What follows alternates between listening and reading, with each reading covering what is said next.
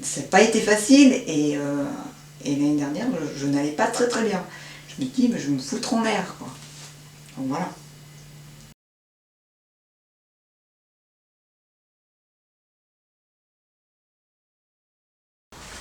Mon souhait c'est de ne pas être seul.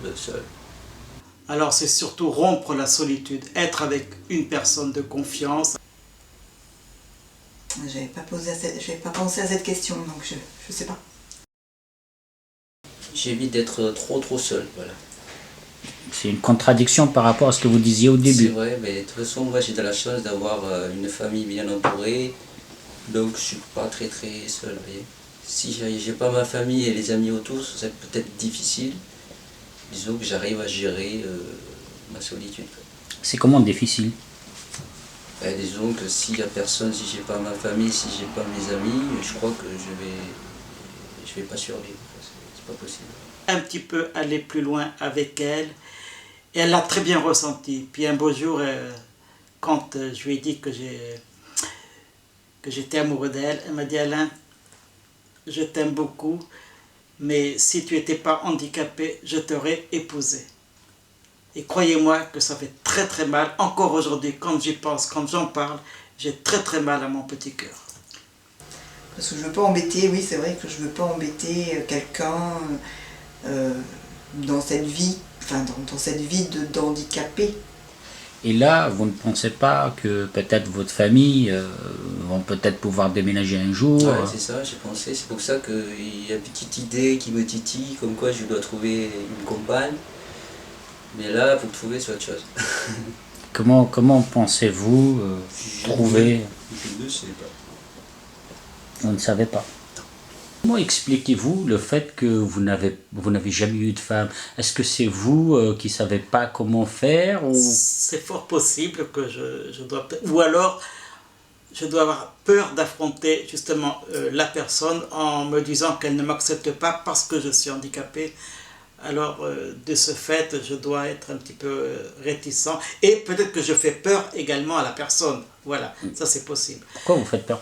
Parce que, de par mon handicap, de par des tas de choses, elle doit se dire que je ne suis pas à la hauteur, que... D'accord, mais en tout cas, il ne faut pas avoir peur de nous, en fait.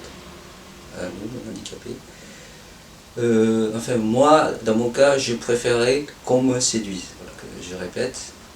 Je pense que tous les handicapés pensent comme moi, je pense.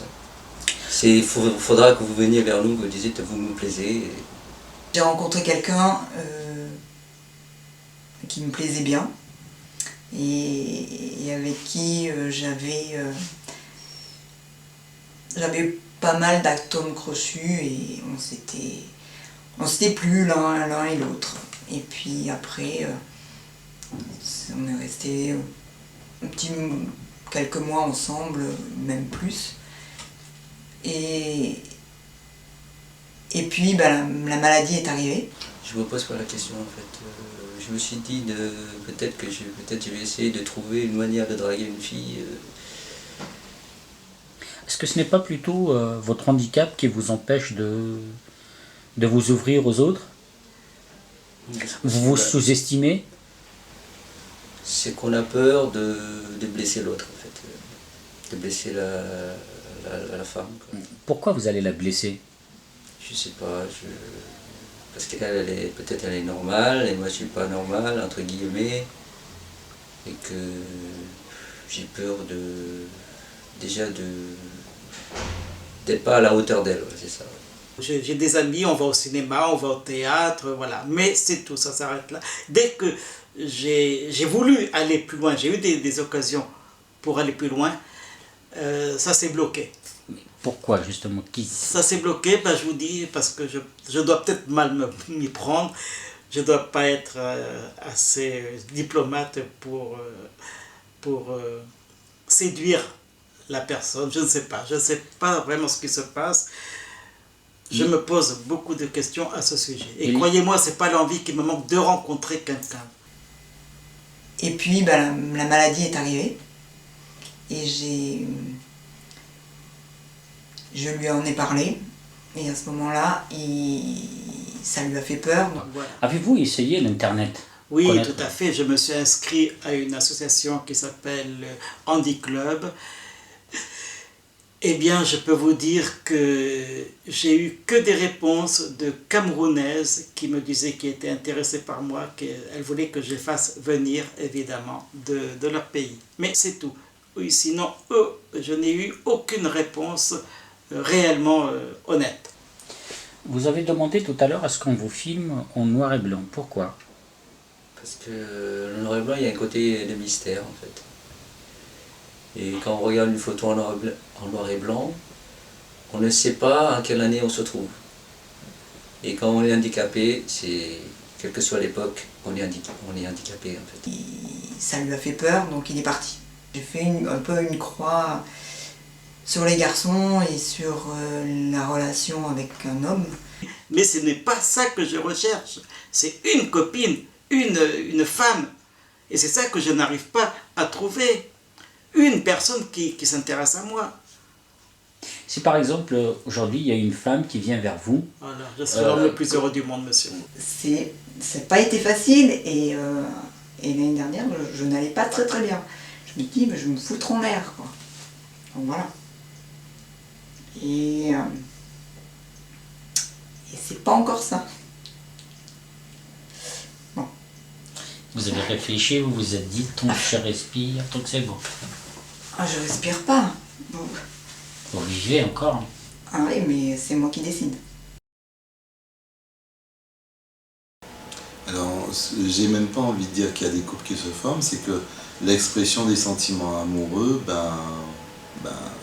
on respecte ça et c'est vrai que on voit des personnes qui s'apprécient, qui sont de plus en plus proches et effectivement nous respectons leur choix, mais nous faisons en sorte de les accompagner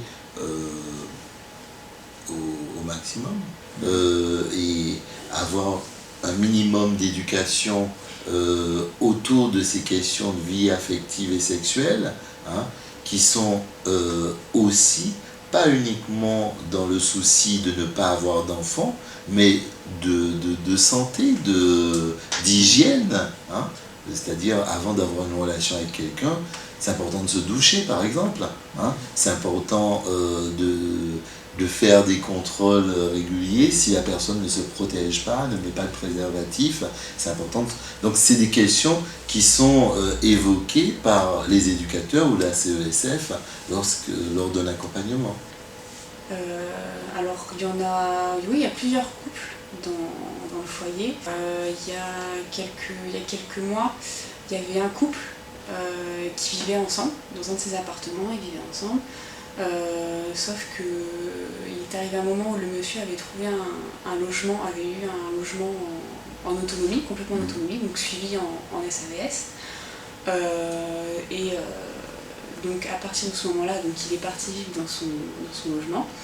La dame est revenue au foyer dans une chambre, mais c'est pas ça qui a cassé le couple, entre guillemets, donc ils continuent à se voir au travail. Parfois, il arrive que les gens qui s'apprécient, au départ, ils ont du mal à rentrer en relation. Donc ils peuvent être en colère ou ne pas avoir envie d'être à côté, alors qu'on voit qu'ils ont envie, qu'ils aimeraient être ensemble. Donc effectivement, les éducateurs, c'est l'occasion aussi de dire, mais clarifie, qu'est-ce que tu souhaites exactement, puisque nous, ce que tu nous montres, c'est que tu n'as pas envie d'être en relation, et en même temps, on voit que tu le cherches aussi, donc dis-nous un petit peu ce que tu recherches.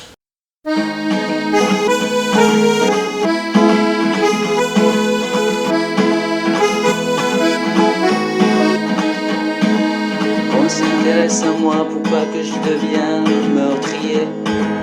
Qu'on s'intéresse à moi pour que je sois content. Qu'on s'intéresse à moi pour pas devenir un drogué. Qu'on s'intéresse à moi pour un moment de temps temps en temps qu'on s'intéresse à moi.